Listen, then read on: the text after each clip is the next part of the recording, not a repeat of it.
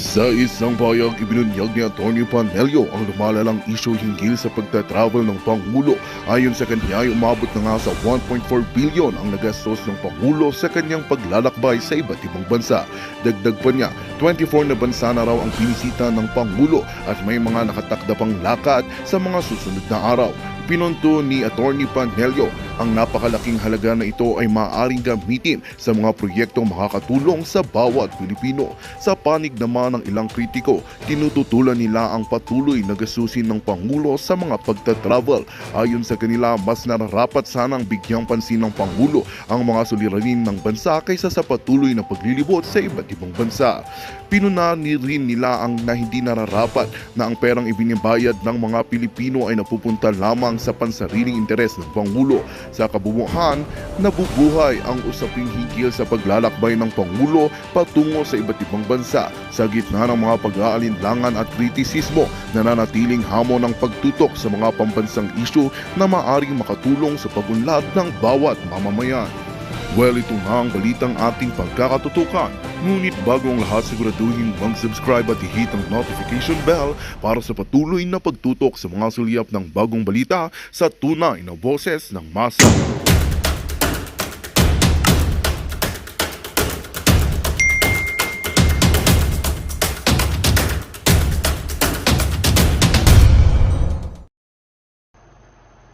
Inilabas na po ni Atty. Panelo 24 na biyahe na siya mula nung siya inaupo at meron na naman siyang panibago pang 25. At sinasabi ko rito sa dyaryo, tumaas daw yung gastos ng Office of the President sa kanyang pagbabiyahe. Ano ba sinasabi rito? Under the 2024 national budget, Marcos Jr. to receive 1.408 billion to cover his domestic and international travels. So, ganun po kalaki ang ginagastos ni Presidente Marcos Jr. Doon naman sa 2024 General Appropriations Act, makikita raw na nagkaroon ng 58% increase at marami siyang sinasama. Ang napansin nga natin, doon na naman sa dyaryo. Ito si Martin Romualdez talaga, medyo may kakapalan din naman ang sorry Speaker Martinez, talagang dapat punahin ka naman talaga. Wala ka na talagang ginawa. Kundi lahat ng lakad ni Presidente, sama ko sa 24 times yung lumipad. 24 times ka rin nakasama. Grabe no, kapal talaga ng mukha. Tambaluslos, grabe ka.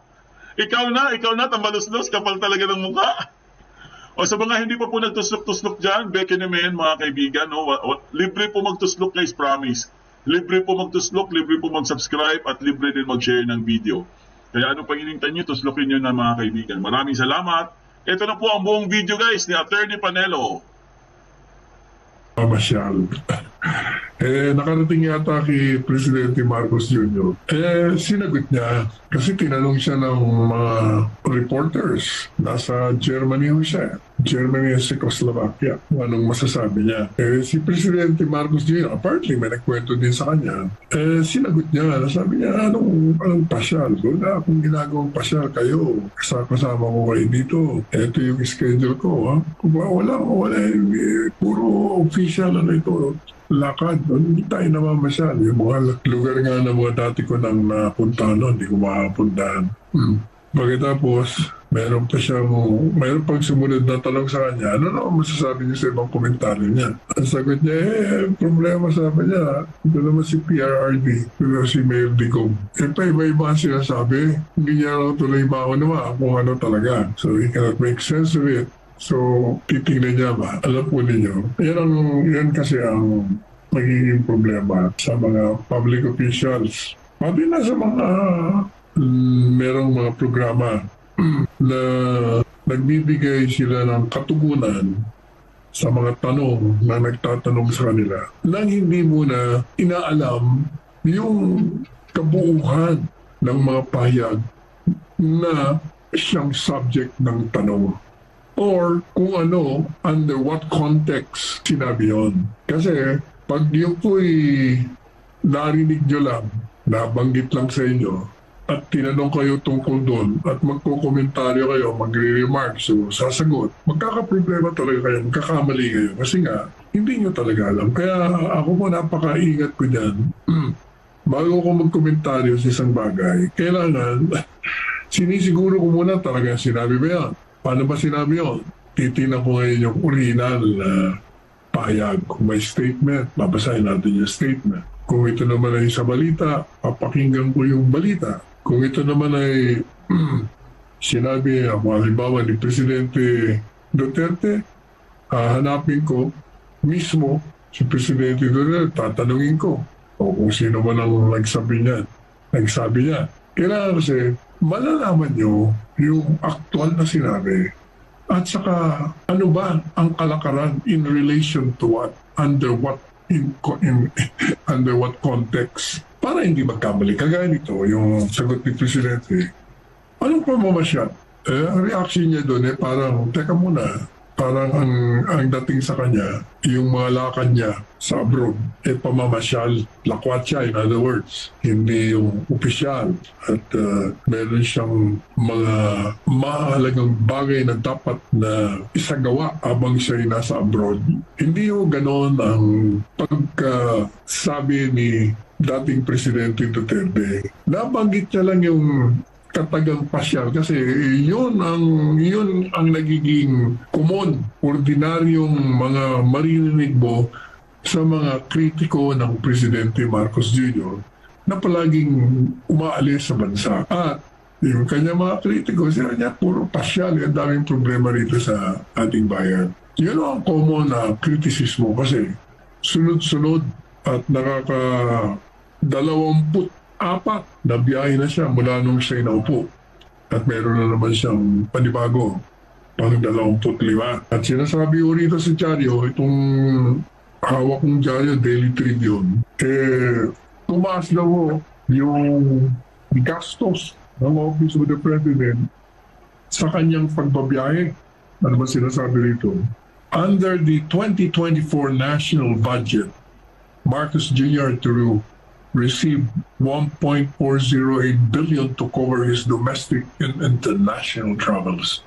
So, ganun po kalaki ang ginagastos ni Presidente Marcos Jr. sa ngayon dito sa kinalap na material ng Daily Tribune. At noong 2022 daw, ang Office of the President surpassed its allotted budget of 340 million. Yung daw budget ng Office of the President ay 314 million pesos para sa 2022. Pero ito raw ay lumampas sa halip na 340 naging 398 million in travel. Doon naman sa 2024 General Appropriations Act, makikita raw na nagkaroon ng 58% increase. Laki kung ikukumpara mo daw doon sa 893.57 billion pesos para sa current year. Ano pa sinasabi rito? In 2023, he traveled 11 times in different countries. Saan ba siya nag-travel noong 2023? Beijing, Davos, Switzerland, 2 beses sa Tokyo, Japan, Washington, D.C., United Kingdom, Libuan, Baho, Indonesia, Kuala Lumpur, Malaysia, Jakarta, Indonesia, Singapore, Riyadh, Saudi Arabia, San Francisco, Los Angeles, at sa Honolulu. So ang pinupunto ng mga nagkikritisa dito, bakit naman madalas ang biyahe? At marami siyang isinasama. Ang napansin nga natin, doon na naman sa dyaryo. Ito si Martin Romualdez talaga, medyo may kakapalan din naman ng sorry Speaker Martinez, talagang dapat punahin ka naman talaga. Wala ka na talagang ginawa. Kundi lahat ng lakad ni Presidente, sama ko sa 24 times yung lumipad. 24 times ka rin nakasama. Speaker ka pa naman. Hindi po ba? Dapat nandito ka lang sa bansa. At ang daming trabaho dyan sa Kongreso. Kakagulo nga kayo Sama ka ng sama. Gusto mo palagi ka nasa tabi. Pag naglalarawan, kasama ka din. Yun naman mga sinundan mong mga speaker, hindi naman sumasama. Bihirang-bihira. Ikaw talaga lahat ng biyahe. Talagang gusto mo palagi nakikita yung mukha mo sa dyaryo at sa telebisyon. Kaya tuloy, kahit na tanggi mo na ayaw mong maging presidente o maging prime minister, nagiging hungkag. It's an empty denial. Talagang klarong-klaro. Ngayon, punta na natin yung reaksyon ng Pangulong Marcos Jr. kay Presidente Digong. Kung si Presidente Marcos Jr.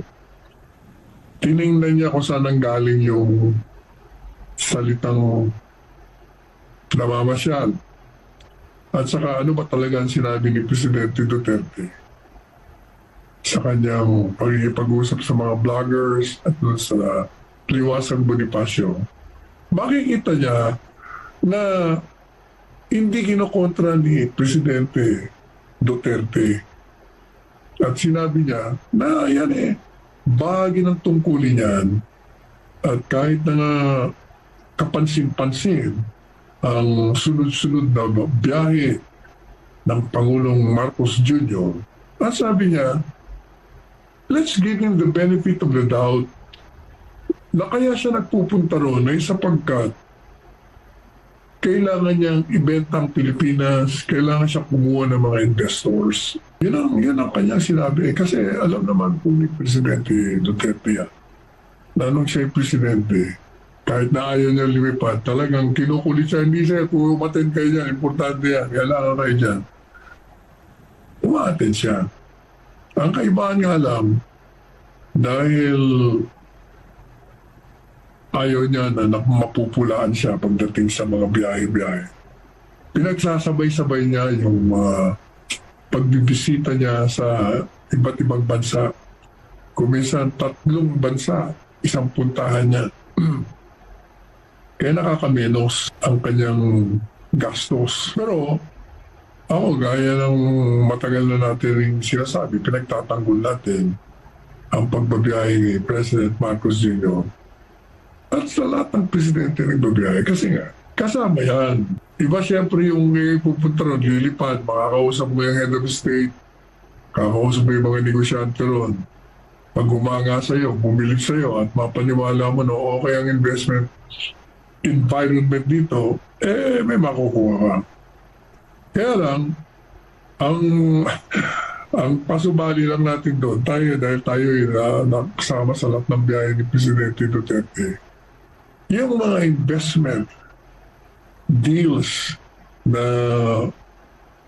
kung mapapansin nyo, nung panahon niya, kahit nung panahon ng mga ilang presidente at ngayon, pag dumarating at mayroong mga nag-pledge, nangako na mag-i-invest dito, headline nga, front page, mga bilyon-bilyon na ganito. Pero ang katotohanan, hindi, noong panahon namin, na sa dami ng mga pledges, baka wala pa yata 20% ang pumasok sa mga ipinangako. Kaya ang pinupunto ni Presidente Duterte, marami na tayong narinig na mga pledges. Hindi pa natin alam, sabi niya, kung ano ang resulta nitong mga ipinangalandakan na malalaking kasunduan, mga pangako ng pag-invest, ano naman nangyari doon? At sabi nga, tungkulin ng administrasyon, at tama naman siya, nasabihin mo kung ano ba ang naging resulta ng mga lakad mo. Dahil 2 taon na, marami na ilan na bang nakapasok? Nagkaroon na nga ba ng mga investors dito? Sino ba yung mga yan? Ano bang ipinasok nila rito? Anong itinayo nila rito? Sila ba'y namili na ng mga materialis natin dito? O tayo ang namili sa kanila?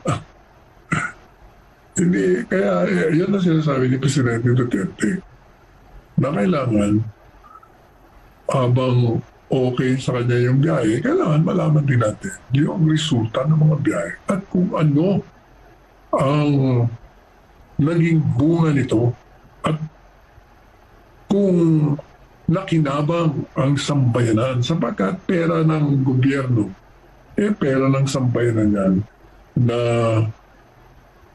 ibinibigay sa pamamagitan ng buwis tax. Kaya may tungkulin talaga. Pareho rin ng kanyang hamon na hanggang ngayon naman di naman tinatanggap na yung mga miyembro ng Kongreso sa mababang kapulungan, sa mataas na kapulungan, kayo ay may tungkulin na ipaalam nyo sa bayan kung ano ang perang tinanggap nyo at kung saan napunta ito.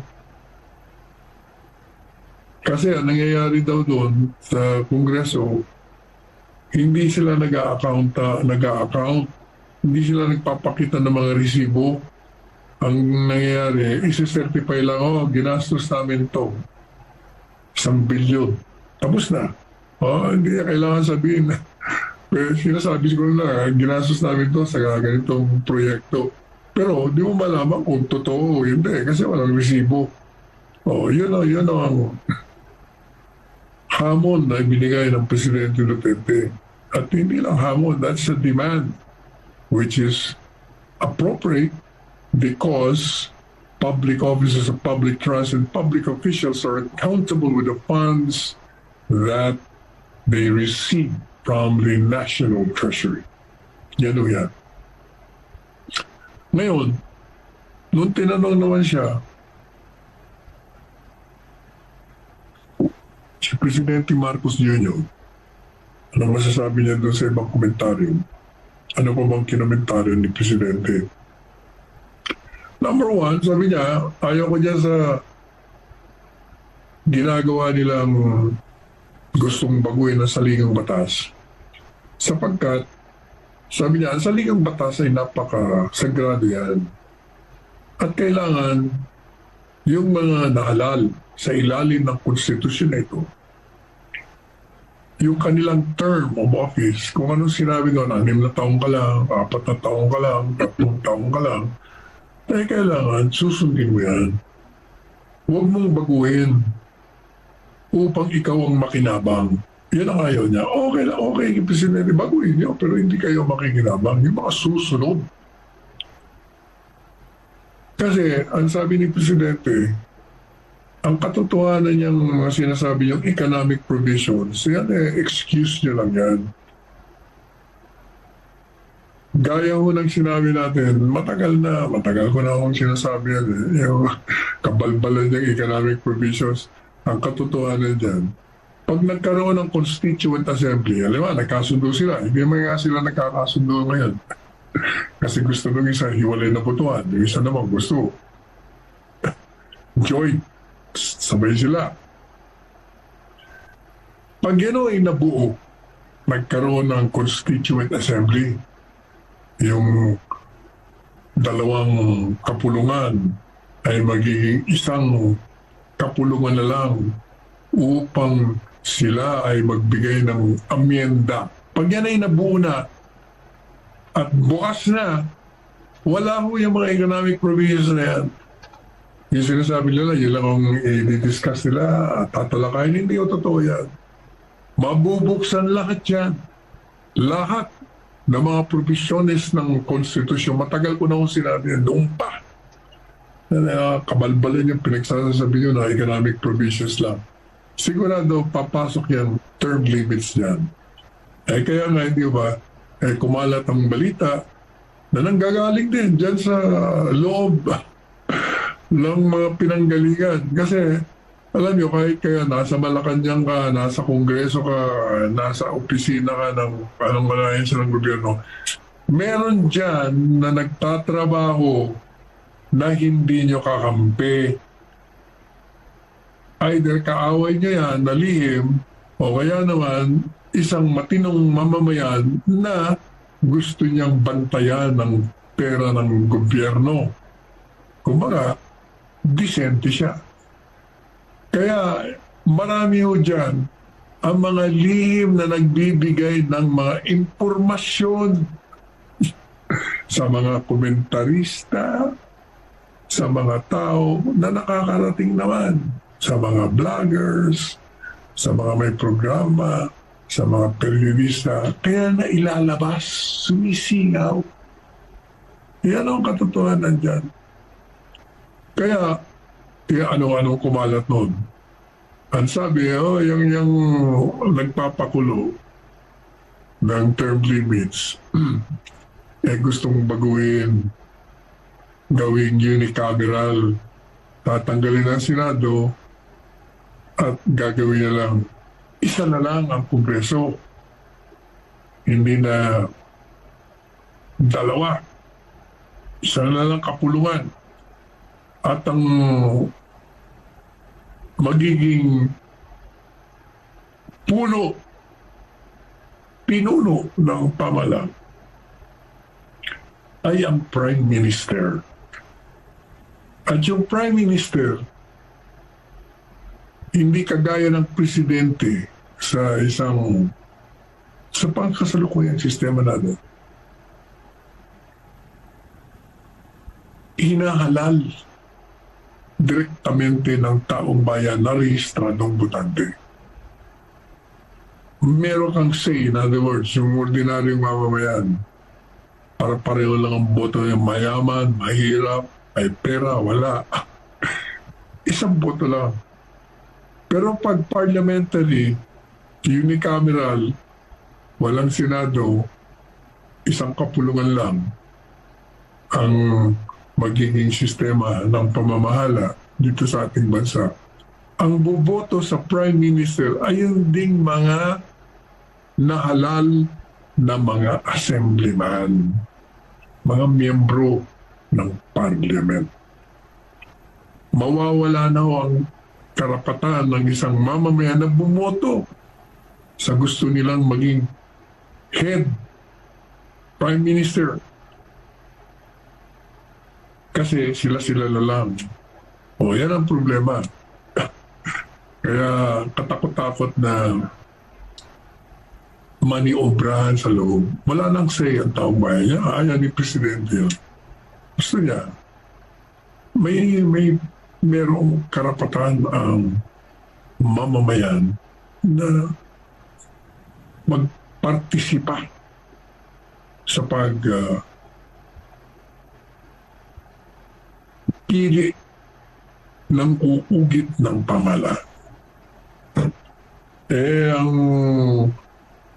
Ang kumalat noon at hanggang ngayon, ang talaga daw layunin ng mga laging nasa People's Initiative, pati na sa Kongreso, sa mababang kapulungan, dahil gusto nga nila, si Speaker Martin, yan nga ang sinasabing gustong tumakbo.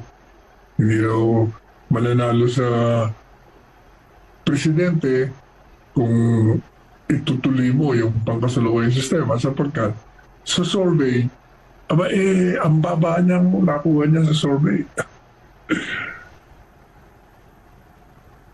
Ilan ba? 0.04 yata. 0.04%. Mantalang si Inday Sara Duterte, nasa ilan ba? 48, 68%. Unang taas. Kaya dapat dito na lang sa parliament, baguhin na lang natin. Medyo may pag-asa pa. Yan ang sinabi ni Presidente Duterte. Pangalawa, may binanggit siya ron. Nasabi niya, alam nyo, yung konstitusyon dapat hindi mo basta pinakingalaman niya. You do not mess with that. Kasi sabi niya, walang ibang presidente na nakialam ng saligang batas. Kung hindi ang nasirang Marcos nung magdeklara ng batas militar. Pinawalang bisa niya sa ligang batas, gumawa siya ng bago. At na-extend yung kanyang term of office dahil lang deklara siya ng batas militar. At sabi niya, Pagkatapos ng ilang dekada, meron na namang isang Marcos, yung anak, ang gusto namang pakialaman ang saligang batas. So, yun. Yun ang mga payag niya. But let me correct the former president na hindi lang si Presidente Marcos Sr. ang nagsagawa ng pagpapawalang bisa at pagbabago ng saligang batas, yung 1935 Constitution. Kasi nung mapalitan nung yan ng 1935 to 1972 Constitution, nung nagkaroon ng revolution sa EDSA, si Cory Aquino, nung siya po ay naging presidente sa pamamagitan ng revolusyon, kahit na hindi siya nanalo sa halalan, ang nanalo naman nun si Pangulong Ferdinand Marcos Sr., pinakialaman niya rin ang konstitusyon. Binago niya. Pinawalang, di ba? Nag-declare siya ng revolutionary government. Pinawalang bisa niya yung present constitution. At ang pinairal niya, yung mga kombinasyon ng saligang batas ng 1935 at saka ng 1972. At ang lumabas nga, itong 1987 Constitution. So actually, dalawang presidente na ang nagsagawa ng mga hakbangin upang magkaroon ng pagbabagong konstitusyon. Ang nasirang Presidente Marcos Sr. at ang nasirang Presidente Cory Aquino. At yung pangatlo nga, kung matuloy sa ilalim ng kanyang administrasyon, magiging pangatlong presidente siya. At ang pinagmamalaki ni dating Presidente Duterte, sabi niya, ako, nung ako'y mahalal, ay 6 na taon lang ang termino. At ang ginawa ko, nung huling araw ng 6 na taon ng aking pag-upo, ako ay bumaba sa pwesto. Kaya dapat, ganun ang gawin ng lahat ng mga nahalal sa ilalim ng pangkasalukuyang saligang batas. Huwag na niyong palawigin pa. Kaya sabi niya, huwag kayong pumayag, bayan, sambay ng Pilipino. Huwag kayong pumayag. O yun ang punto ni Presidente Duterte. At yung iba naman mga sinabi niya doon sa mga naunang pahayag, kasi parang nalilito si Presidente Marcos Jr. dahil paiba-iba. Pareho doon kasi nang una, di ba sinabi niya, Presidente, adik ang Presidente. Yung pangalawa, sinabi niya, wala akong sinabi ha. Sinabi ko, mag-take ng medicine. Pagkatapos, nandun yung i-criticize niya, at the same time, nandun din yung sinusuportahan niya. Kaya, nalilito, may maraming nalilito, pero ang paliwanag ko dun, alam nyo, mulat sa pulga niya ng estilo ng presidente.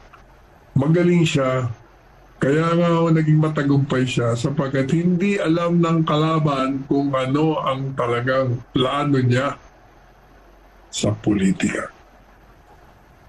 Nililito niya, in other words, he's just confusing the enemy. Okay, tingnan niyo, pati si Presidente Marcos Jr. na-confuse siya. Sabi niya, paiba-iba sinasabi niya. Pero, kung titingnan niyo, yung mga sinasabi, susuriin niyo, isa lang naman ang simple lang naman na sinasabi ng ating Presidente Duterte. Ako gusto ko matapos ang termino ni Presidente Marcos Jr. Gusto ko magtagumpay siya. Naawa nga ako sa kanya dahil yung mga kaaliado niya at saka yung mga hinila niya puro naging palpak. Pero gusto ko siyang makatapos, gusto ko siyang tulungan. At dito na nga po nagtatapos ang ating video. Hanggang ngayon nga ay